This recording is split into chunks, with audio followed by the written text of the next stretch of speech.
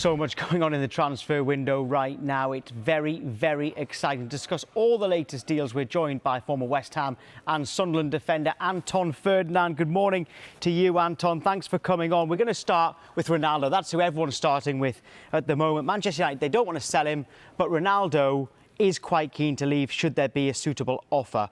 What do you think Manchester United should do here? I think no matter what, Manchester United lose. But I do think Ronaldo deserves to finish the way that he wants to finish, whether this might be his last club or not, the club that he goes to if he doesn't leave.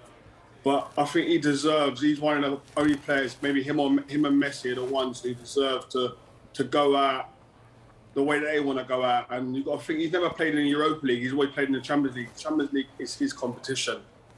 And he's made it his competition, so he deserves to stay in that competition. And if that means he's got to leave Manchester United, then so be it. Well, one Premier League club that is, of course, playing Champions League football is Chelsea. They've had internal discussions about the prospect of signing him.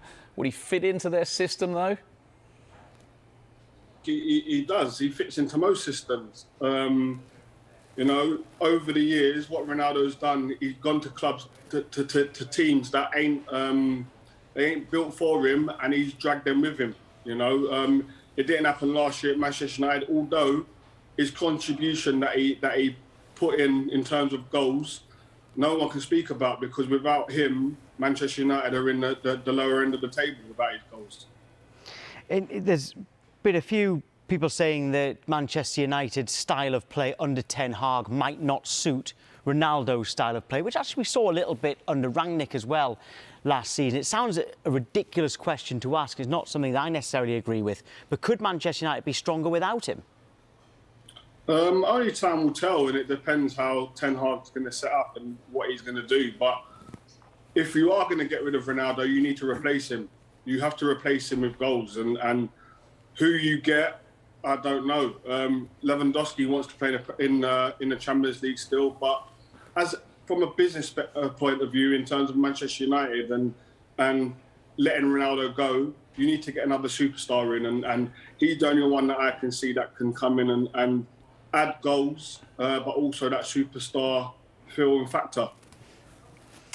Christian Eriksen looks like he is going to be heading towards United. This has been going on and on, hasn't it? They've eventually looked like they're almost getting him over the line.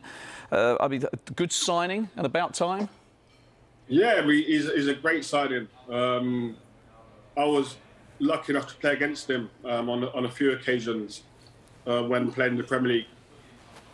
What he can do with a ball, you know, and he's someone who Cristiano Ronaldo would probably love to play with, because the way he can find you when he's got time on the ball, he's probably one of the best in the Premier League at doing that. And he will definitely improve Manchester United.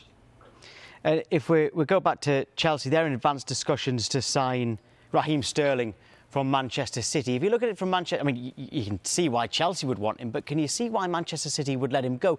Is there an argument to say that actually they'd be best off keeping him for a year, even if he goes for free next season, rather than letting him go to someone who will be a title rival?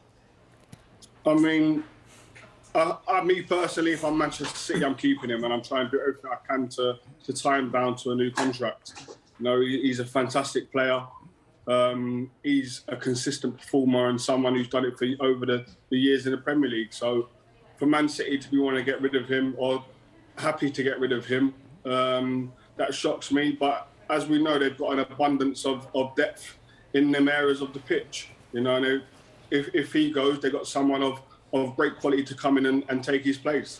Yeah, just on that one, I mean, the fact they do seem happy to let him go, does that say something about Manchester City? Do they even consider Chelsea a title rival with the arrival of Phillips and particularly Haaland? Are they saying we can let this guy go because actually we're that far ahead? Yeah, potentially, but that is a fact. Liverpool and Man City are that far ahead that it's going to take a lot more than Raheem Sterling going to Chelsea for Chelsea to start entering the conversation of title contenders. Right, Anton, I think you've been warned about this. We've got a quick-fire quiz with you, right? It's on the theme of strikers, because if you think of three high-profile strikers who have moved this summer in the Premier League, got Erling Haaland going to Manchester City, as David just mentioned there. Darwin Nunez has gone to Liverpool, and Gabriel Jesus has made that move. Another one who Manchester City have let go. He's gone to Arsenal. Right, so quite simple, this one. We're thinking 25 Premier League goals, higher or lower. We're going to go through all three. So starting with Erling Haaland, 25 Premier League goals. Anton, higher or lower? Lower. Oof. Lower?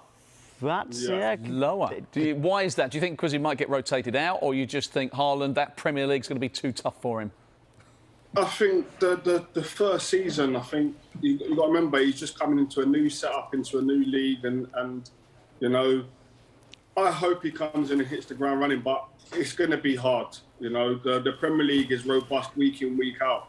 You know, I know he's got the attributes and the physicality to deal with it, but if he gets 20 goals, he's had a great season. So that's what I'm sticking with.